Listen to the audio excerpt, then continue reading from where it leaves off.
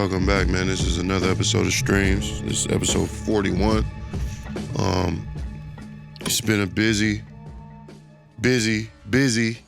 couple weeks for me, man. And it's probably been the busiest I've ever been in my entire career thus far, which is not a bad thing. It's just a busy thing. So I had to, something had to give. It's like I'm doing so many things at once.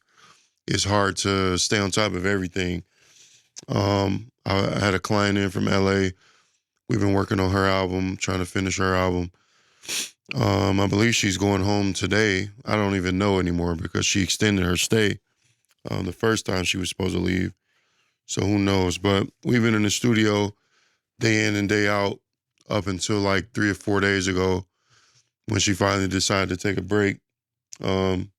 Great opportunity, great experiences. Got to meet a lot of good people that I hope to know for a long time to come. I've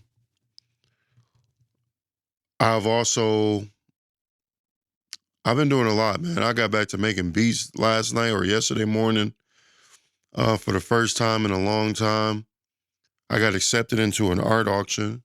One of my photos was framed and, hung on the wall in a gallery for the first time. As a photographer that's only been practicing for about 14 months, 15 months, something like that, maybe even less. That's a great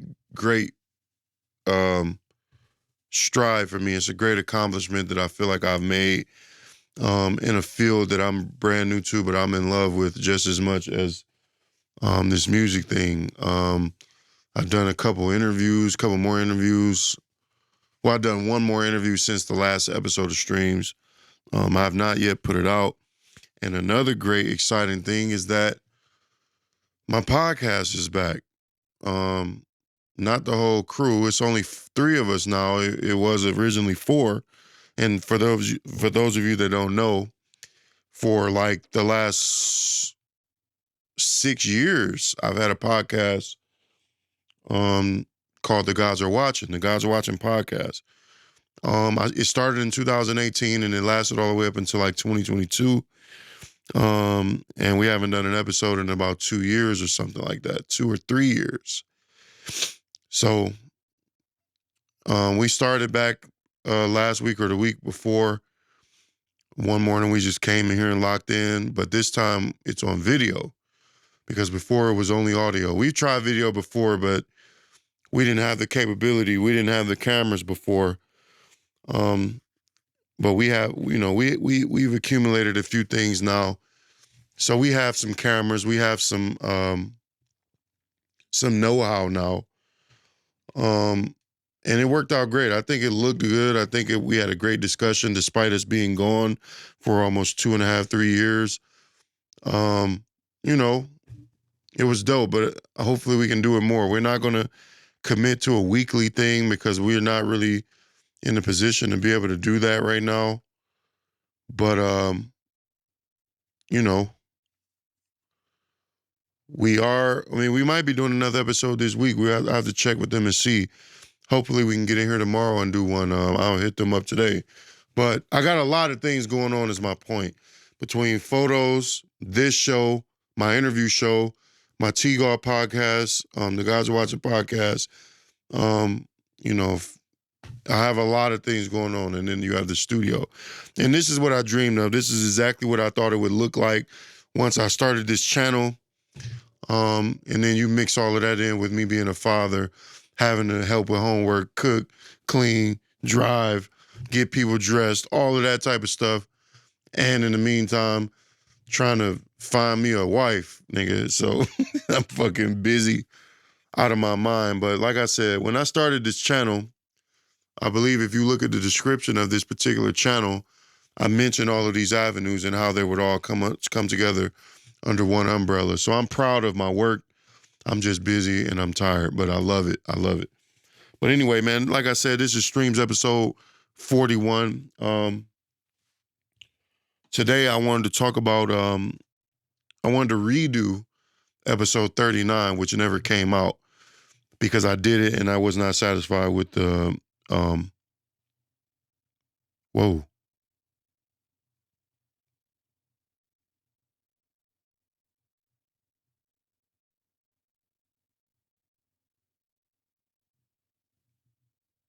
Okay, don't worry about that.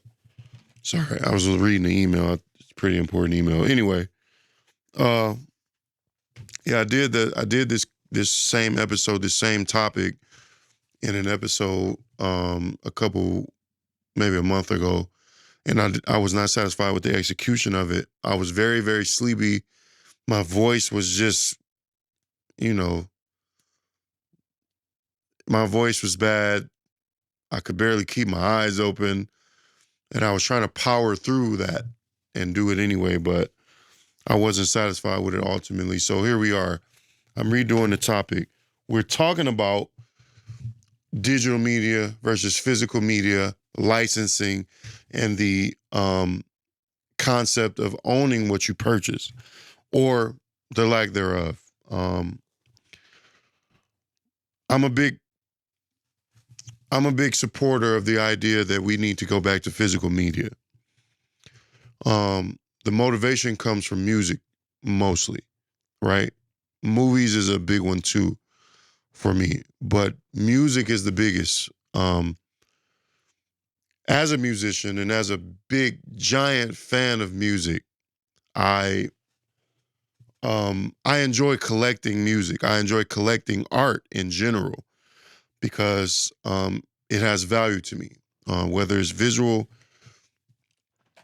physical art. Like I have some paintings in the room back there, in this red room here. I have some paintings at the house. I just when my art was just submitted to that auction, which just took place 2 days ago. Um, I bought a piece of art there. There was an artist that painted this woman sitting on a big giant yellow diamond. Um, and it was only $100. It was an auction. The starting bid was $100. I threw my paddle up. Nobody contested it. I bought it on the spot. Um, and for no other reason other than the fact that I thought the piece was pretty interesting. It's not even the best looking piece to me, but it was pretty interesting. I liked the way that it looked. I liked the texture of the painting. I liked the colors. I bought it, right? It's nothing but a painting. On this panel, at the auction, there was a panel of collectors. A couple days prior to the auction, we had a meeting, like a pre-auction meeting, where the artists and audience members and other collectors and observers and fans of art all attended this like panel discussion of the collectors talking about why they collect, how they got into collecting, what they look for, how an artist should present his work, how an artist should prepare their work, all of those sorts of things. Um, Man, I'm really thirsty. I should have grabbed me a bottle of water before I started. It's all good. So we had this discussion, and one of the things, there was a guy named Henry Harper. He's a big time collector. He's pretty well known in the collector art space. I think he's an artist too, if I remember correctly. Um, and he mentioned that when you're buying art, it's not just buying art. You're buying art, but you're buying value. You're buying money, is what he said. You're buying money because what his philosophy is, which is true, is that when you buy art, it can typically be resold, or it can be resold for the same value, which means you can get your money back, or you can sell it for a higher value because usually art appreciates with time or with the progression of an artist's career, right? So when I bought this painting for $100, I was like, it doesn't matter. It'll have some value. Now, whether it'll sell for the same price, because art can lose value too, especially if the artist is unknown or whoever you're trying to sell it to doesn't value it. And that's the reason you have to find your audience. You have to find your buyer because that matters. You know, there's a whole philosophy that goes into the idea that something is only as valuable as what someone is willing to pay for it, right? So I didn't mind parting with the $100. It's no big deal. I spent the money on something that I valued. Um, so to circle that back around to music, I enjoy collecting music because it has value to me. An album is released, especially in my day when things would be released in packaging. You have an album, whatever the measurements are. It's like 3 inches or whatever those CD jewel cases are, like 3 by 3.5 or 3.25 or whatever those dimensions are. You have a booklet. It has a back cover, a front cover, a track listing, which is more art, typography. You might have a picture of the artist or some sort of art that they deemed fitting for the project, front and back. So you get an entire experience, right? Then you open the disc, or open the case. It has panels on either side of the case on the inside. So you have a picture here. Then you have like where the CD tray is. The CD has art on it. Underneath the CD, sometimes there's art there. So you're buying an all-encompassing piece of art that contains music that accompanies the art, or vice versa. To me, that's a great deal. I'm buying an album that's incredible. I hope, I hope you wouldn't buy an album that's bad, but you're buying an album and it's coming enclosed in all of this art that accompanies it. 10, 12, 18 bucks, 24 bucks, whatever the album might be. It depends on where you go, right? To me, that's a sweet deal. I have a CD collection. It's behind me.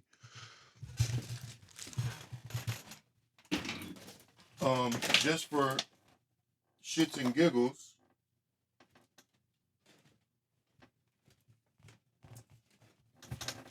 where we at?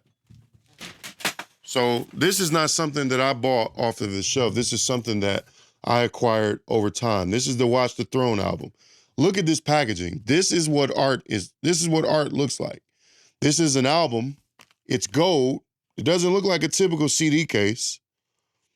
It's gold. And when you open it up, there's more gold, but then there's panels with more art on it. Then you have the American flag on this side. It's all encompassing. And then to top it off, you have a booklet in here. Oh.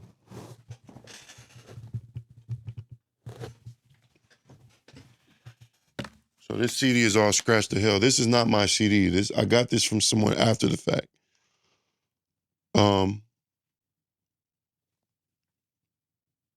So this is the Watch the Throne album here. So you have an album, a nice booklet that can be displayed on your music shelf or whatever, however you want to do it. It's up to you. It's your home. And then on top of that, you get a booklet with credits, more art, more pictures. To me, that's a sweet ass deal. I'm paying $10, getting an album I enjoy, and I'm getting all of this art that accompanies it, that completes the vision for the artist. This is amazing.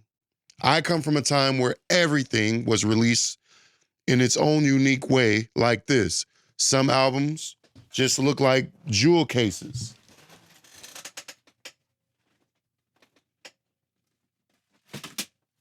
Where's the plastic case? This is all fucked up and dirty. This is Prince. This is not mine either. I got this after the fact, used. This is a CD case, a plastic CD case with, and it's got all of his music inside of it. This is amazing to me. This is something I can feel and I can touch. It has art associated with it. And it gives it another dimension, another layer to the art, right? Now, fast forward to today, everything is half-assed. You get a digital release, which can be done artistically or tastefully, due to social media or YouTube or whatever, which is just an extension of social media. And artists have these creative rollouts where they do a video project, or they might do a movie that accompanies the album.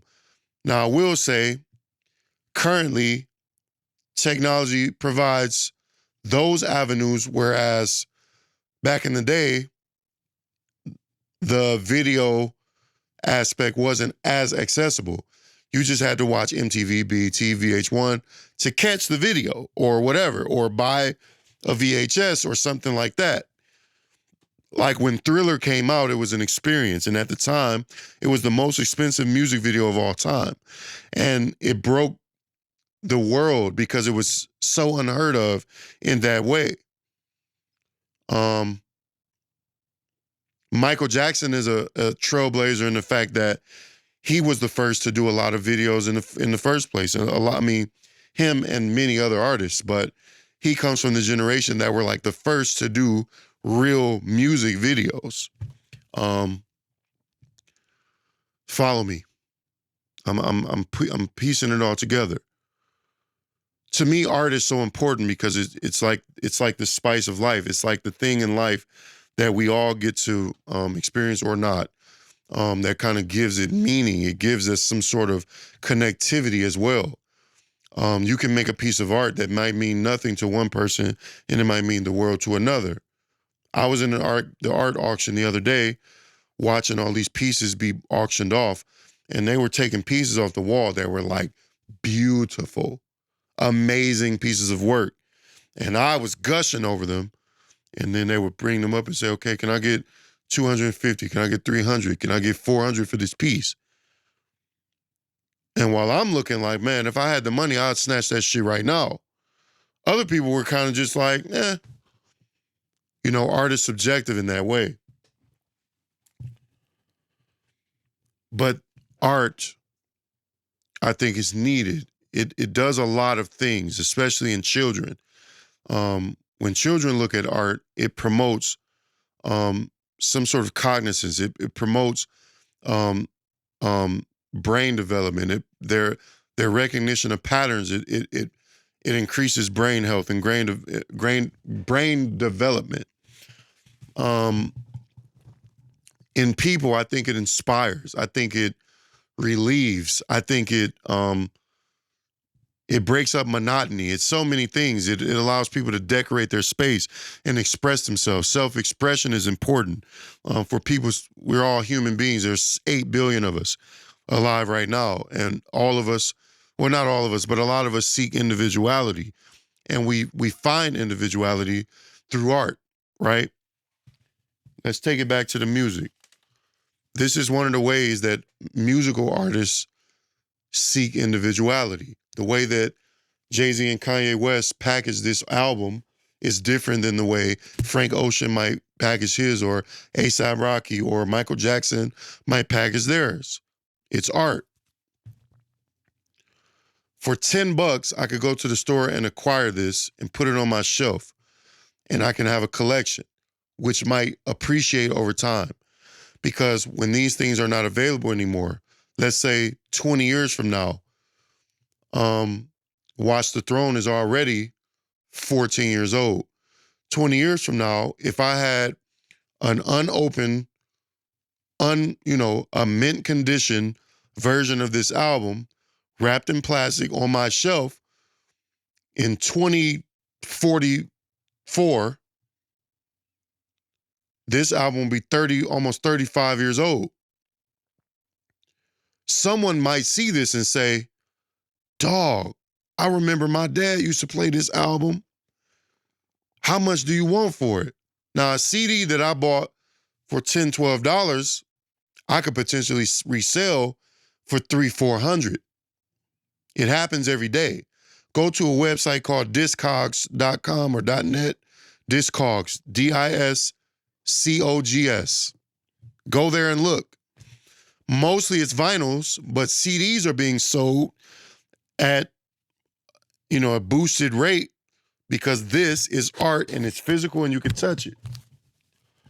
What do we have today?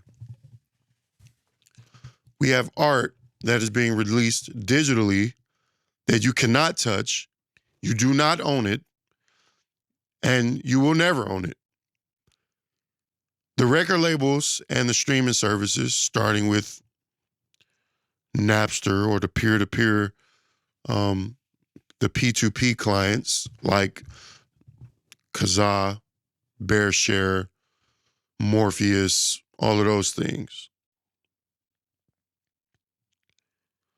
Music became digital in the late 90s, early 2000s, and that was like the domino that knocked over the rest.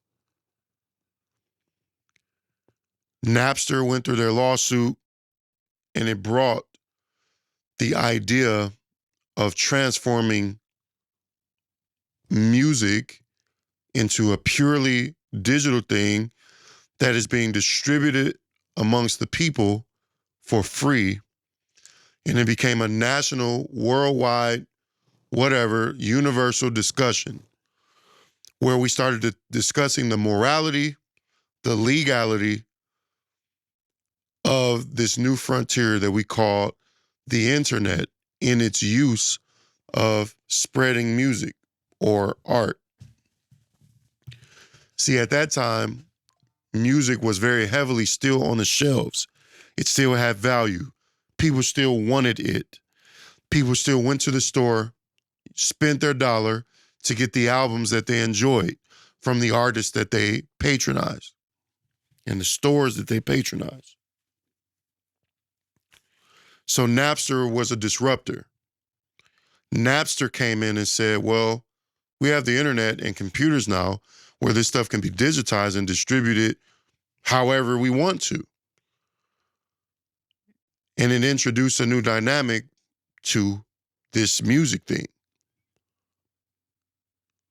It inevitably empowered people like me and you to have access to the things that we wanted without the barrier of spending a dollar, which is why the internet has always been so tumultuous, because it's been that way. It's the wild, wild west. It's the new frontier.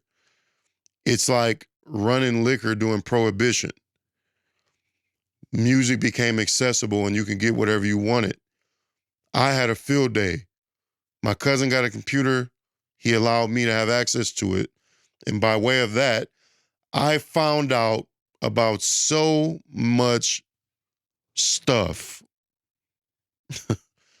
Music and music specifically, I discovered so many artists that I never knew about, so many songs that I'll probably never hear again because I lost them on some hard drive somewhere.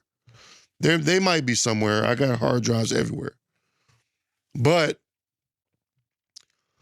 there was this explosion of mixtape culture, DJs doing these mashups and instrumental albums and freestyles and smack DVDs and all of these things going around, and there was just music, the internet becoming popularized in like 99, 2000, 2001.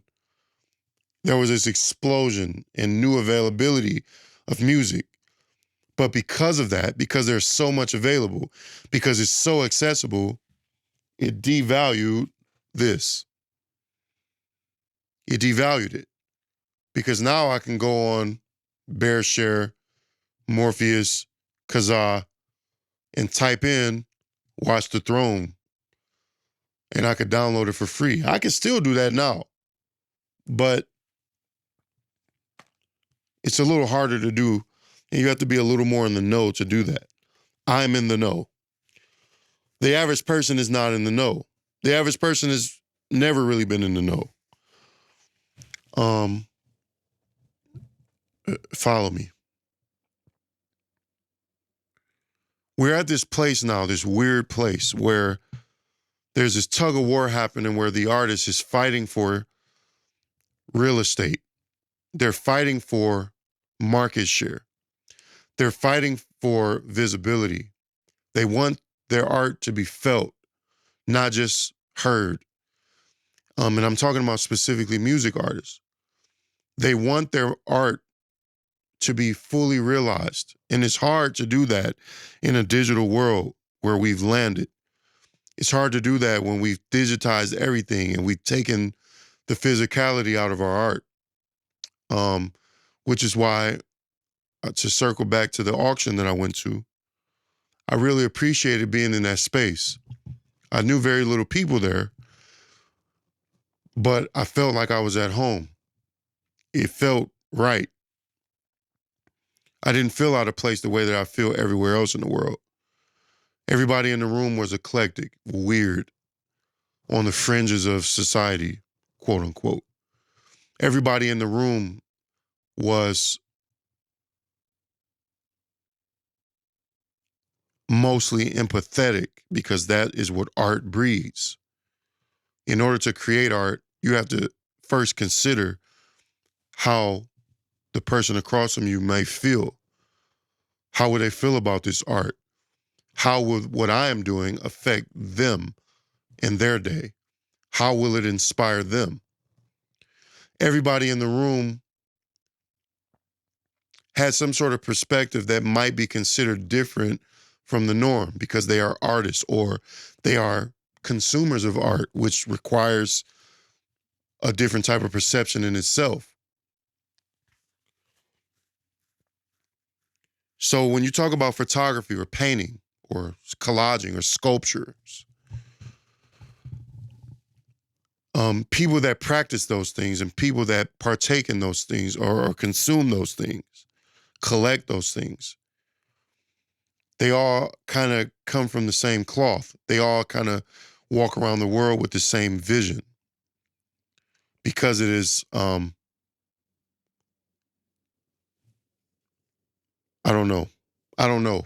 I don't know how to put it. But that's why I appreciate that space because the appreciation for physical art is still there. It's not digital. And it's hard to see that ever going that way. Of course, you have digital artists. Of course, you have Photoshop. Of course, you have Lightroom. Of course, you have, you know, Blender. Of course, you have After Effects and all of these things. Digital art is a space within itself. But when you're talking about painting, the value in it is the texture that's on the canvas or the linen or the wood or whatever your medium is, whatever you decide to put your work on to. The value is in the way that it looks in person. Because yes, I could paint a picture and then take a picture of it and put it on Instagram. But that's not what people want paintings for. If that's the case, I'd have just done it on my iPad. Paintings are almost protected from the digital world because it's something that you have to experience in person. We could talk about NFTs and all of that shit. That's why those failed, because NFTs is the attempt to take art that is collectible in the digital realm. It's counterintuitive. You making an NFT of a picture that you created and saying this is one of one is the antithesis of what the internet or digital, what data is. Because data is infinite, essentially, in theory.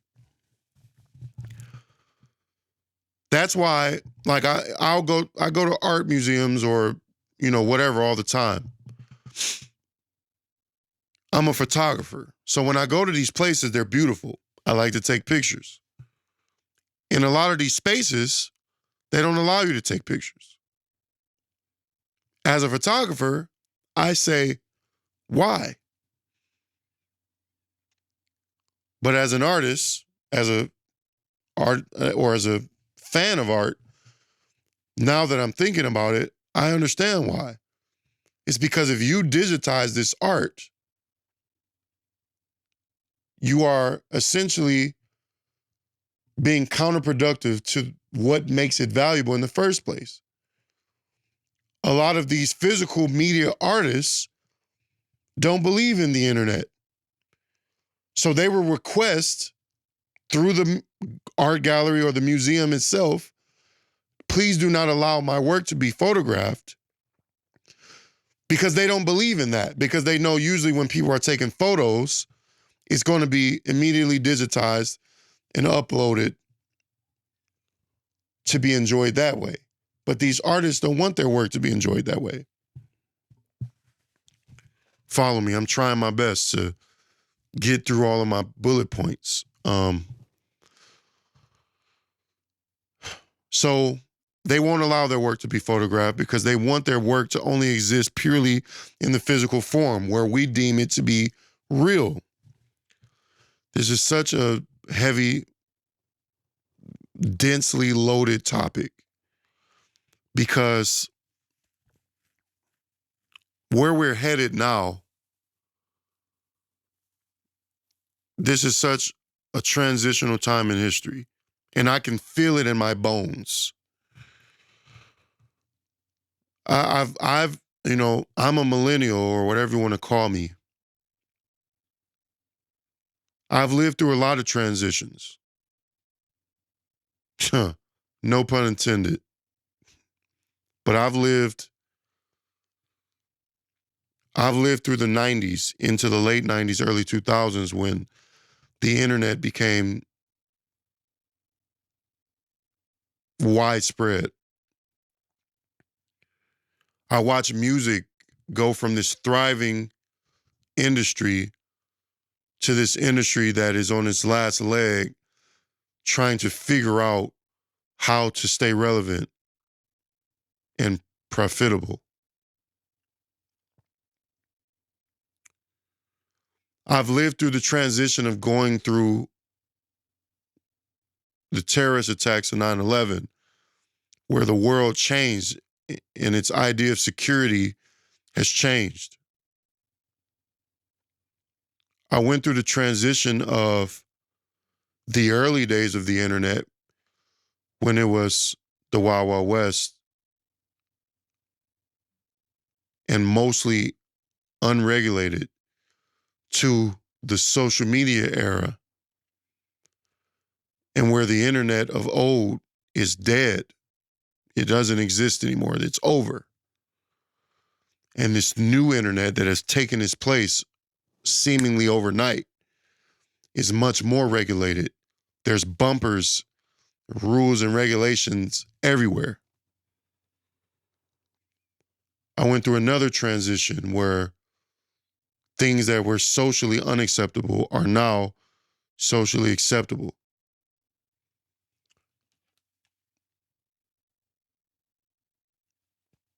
There's a lot of things that I've lived through. Right now, we're heading into another transition where social media and the internet is going to be the least of our worries. AI has pretty much been around for a long time in its infancy. I mean, in my opinion, I think a thermostat on your wall is the infancy of artificial intelligence. We designed something to detect the temperature in the room and to do an action when the temperature goes below a certain point. We have sensors in our car that knows since the 90s or 80s when you're driving without a seatbelt. The car has some form, albeit very basic, it has some form of intelligence. It knows something and it is not conscious. It knows you're not driving without a seatbelt. I mean, we have systems that can detect oncoming storms since the 70s, 60s, or 50s or something through the Doppler system. Artificial intelligence is not new. But artificial intelligence of this caliber and this intensity is very new.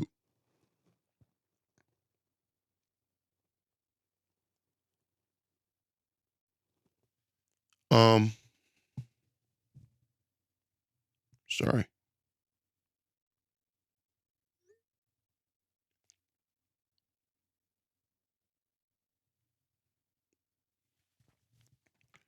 And we're headed into this place where it almost seems as if the world is going to become more and more fake. I don't want to fearmonger and I don't want to sound crazy because I'm not really afraid of what's coming next. I am unsure of it. And I'm a little bit excited because of the possibilities that it will unlock for me as an artist. But just like most things, it is a double-edged sword. I'm sure of it. Um, Let me try to get to the point, or I'm already at the point, but let me get to some more of my points.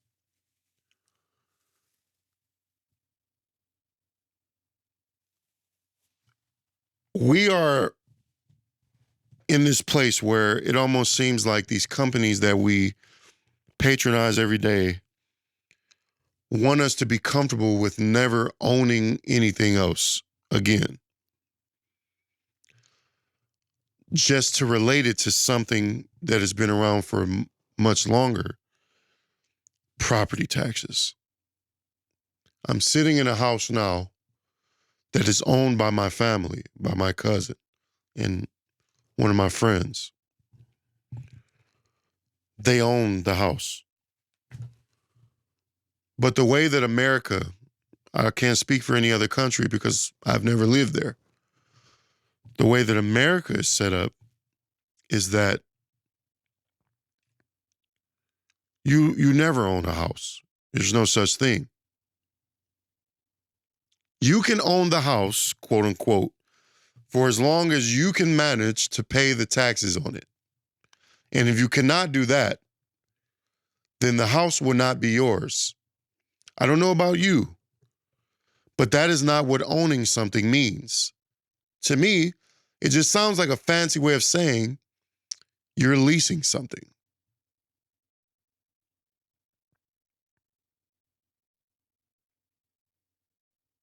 It's the same as renting, except your rent is way less, but you're still paying rent every 6 months. A winter tax and a summer tax. That's your rent.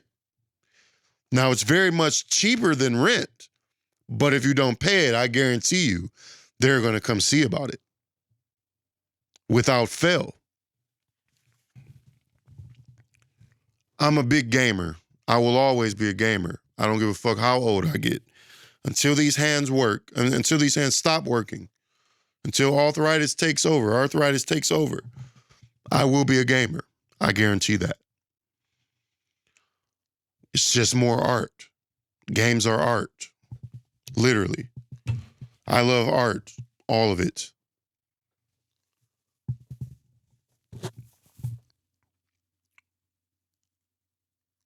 Video games in the last 2 generations have become largely digitized. Right now, we're on the PlayStation 5. The PlayStation 4 is kind of what started. No, the PlayStation 3 is what spearheaded the digital storefront movement. PlayStation 3, albeit mostly physical, meaning you had to go to GameStop, Target, Best Buy, Toys R Us, blah, blah, blah, to buy a game in a case that you could hold in your hand that had a disc in it that you had to put into your system where an optical drive would read the disc and use the data on that disc. PlayStation 3 introduced the digital storefront where you can log into PlayStation Network, Sony networks, go into a store and download demos, full games, movies, music, TV shows, etc. But this is 2007, 8, 9, 10, 11. The internet wasn't as fast. Hard drives weren't as large. Technology wasn't as advanced as it is today, almost 16 years later, 17 years later. So it was a novelty. It was like a gimmick almost. Because you could do it, and we did do it. Me, my cousins, and my little cousins, and my nephews or whatever. Well, not my nephews, my little cousins. We used those functions, but mostly when we wanted a game, we had to get in our car, go to the store. End of story. The PlayStation 4 comes out in 2013. Now the internet is much faster than it was in 2007. Now hard drives are much cheaper, solid state or much larger optical drives, much larger, much cheaper, which means more accessibility. Now you can download your entire gaming library, period. You never have to go to the store, but there's this transition happening where there's people like me by the millions that still believe in having a physical form of what it is that you're purchasing because it's tangible. You can touch it. But now the internet part of the gaming industry is going super strong. PlayStation 4 goes from 2013 up to 2020, 4 years ago. Then the PlayStation 5 comes out. Now they have a version of the system that doesn't even have a disk drive at all. You can choose. Do you want the disk version or the digital version? Digital version is $100 cheaper, and it allows you to buy all of your games and media digitally only. There is no optical drive. Now, you can buy an external one and attach it to your digital PlayStation after the fact in case you change your mind. But the point is that they're introducing the possibility of completely phasing out the physical forms of these things that we're purchasing. I've never looked up the stats on what's more popular. Is the digital version or the disc version more popular? My guess would be the disc version because I think people want more options, naturally.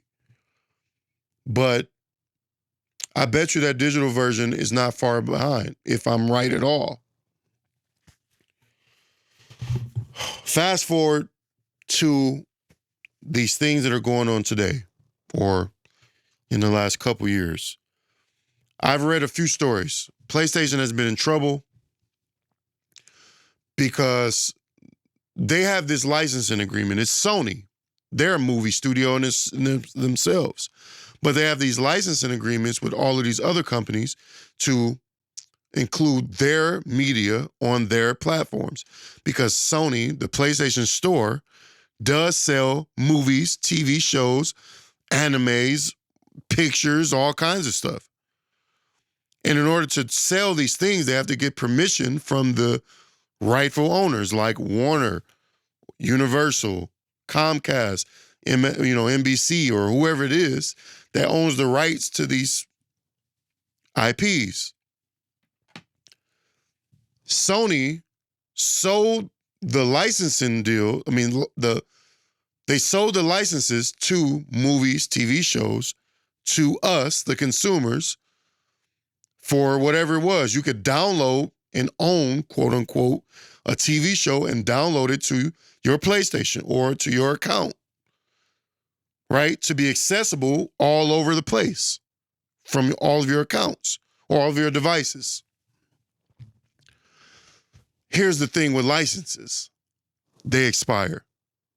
Sony did a licensing deal, let's say with Universal Studios, to say, oh, we want the right to be able to sell or license your movies and TV shows to our customers.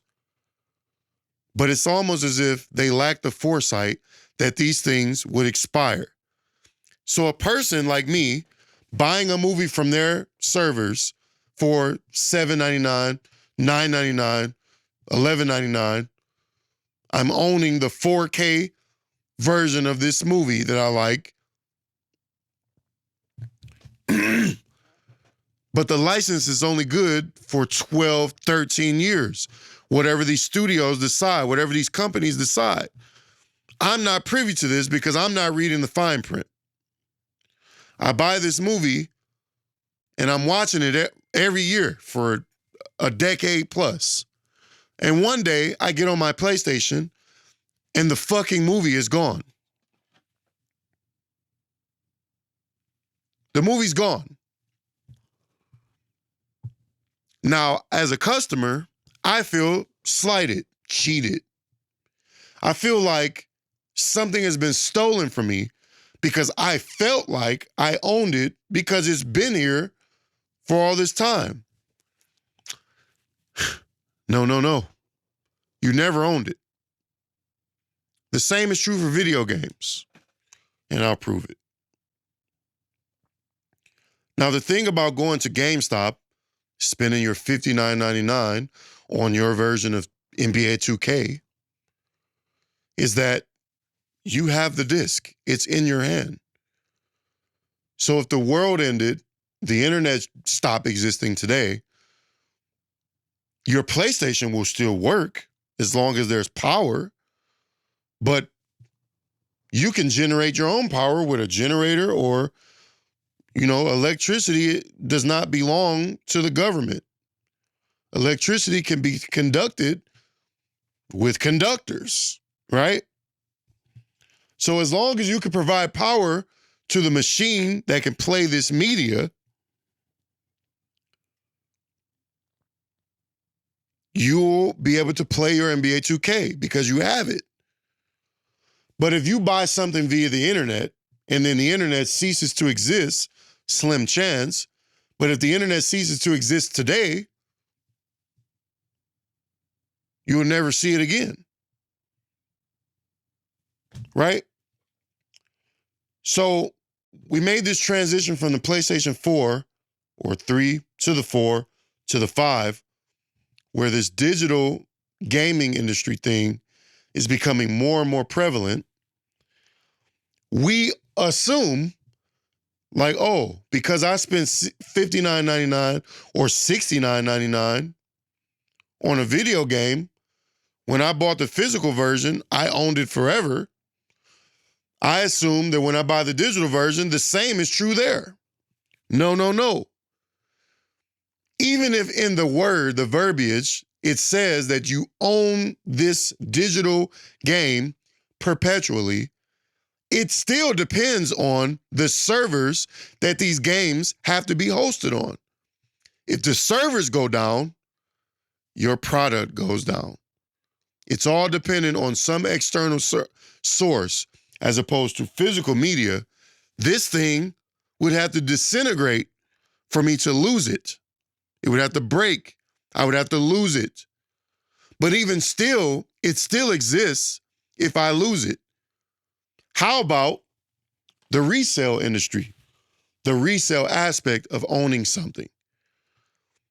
If I bought a video game in 2007, I could go back to GameStop and be cheated out of my money, but I could still resell it.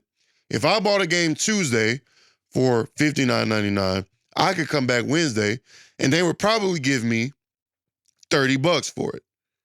I have that option. When you buy a digital game, where are you taking that shit? Who are you going to resell that to? Because it's locked to your account. as far as I know, on PlayStation at least, there's no way to transfer ownership from a digital game to another owner. You can't do that. And why would you? It's digital. They can go to the same store that I went to buy it digitally. Now, if I was selling it for lower, I could see that. And PlayStation or Xbox or whatever should look into that possibility to transfer ownership of your digital games to someone else at the price that they agree upon or free. It's yours, right? No, it's not yours. Ubisoft, let me look at this. No, not Ubisoft. Oh yeah. So Ubisoft has a game called The Crew. It's a racing game.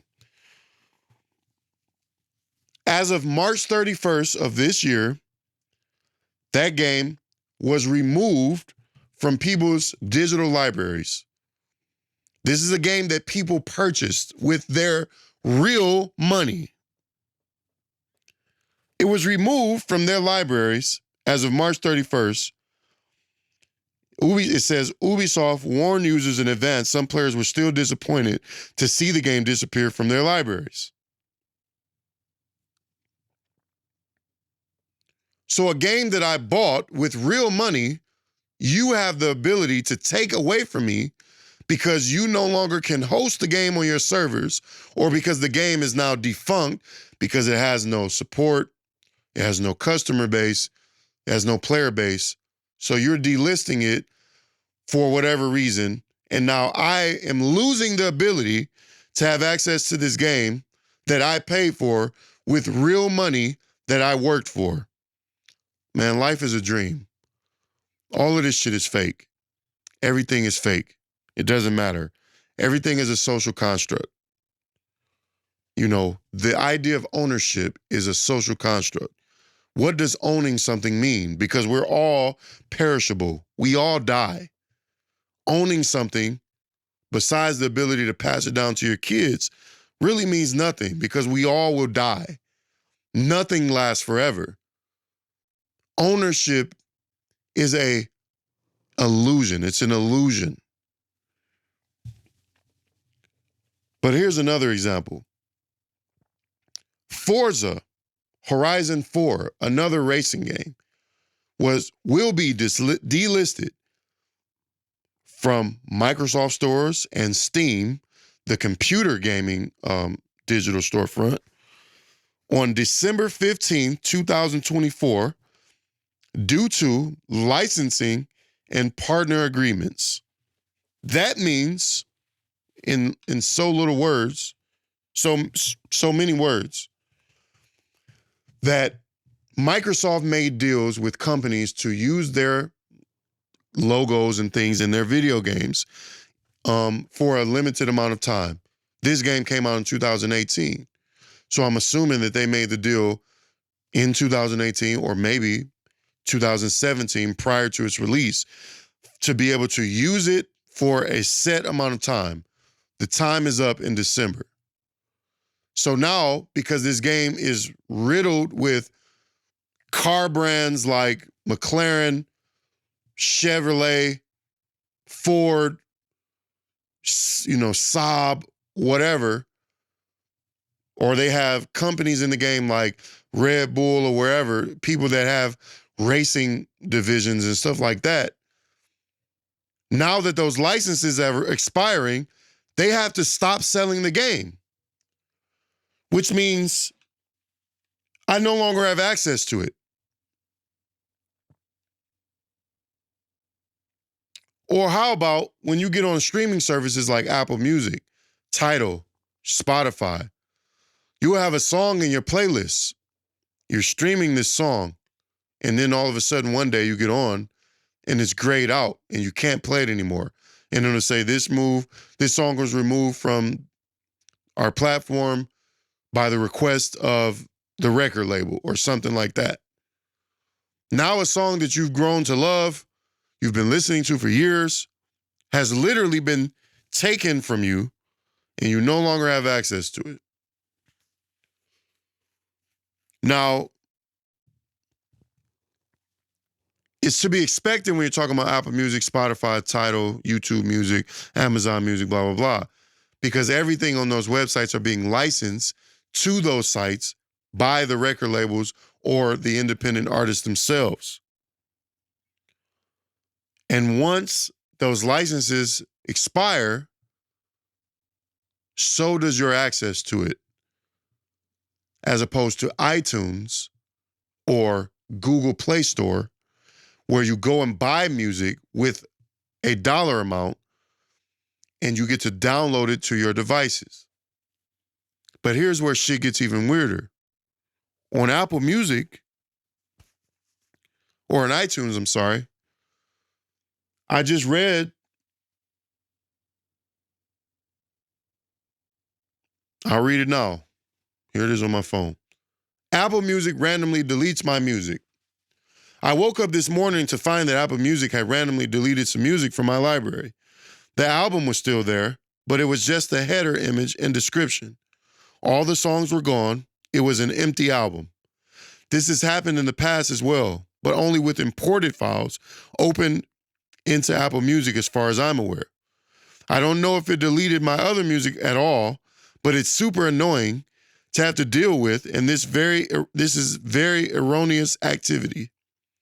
The only weird thing that might have caused this is that I imported a file into Apple Music on my Mac so I could use it as an alarm on my phone, and therefore had to turn off and then back on the sync library function. It shouldn't have deleted the album or anything else though, since my phone also has that album on it. What to do? We're in this place now where we've relinquished all of our power and we don't own anything. The digital age has opened up so many doors and has brought down so many walls around the world, but it's closed so many doors and it's put up so many walls too. Essentially, these companies are taking the power out of the consumer's hands in so many ways. You're spending your hard-earned real money on things that you will only have temporary access to. It's not a new concept. Subscriptions have been a thing for a long time. But I don't like it. That's all, man. We an hour in. Just streams episode 41, man. Hopefully you understand what I'm getting at. And hopefully you have your own opinion. And if you do, leave that shit in the comments. Appreciate you for tapping in. Appreciate all the views, all the subscriptions to my channel. Holla at me, dog. We outside.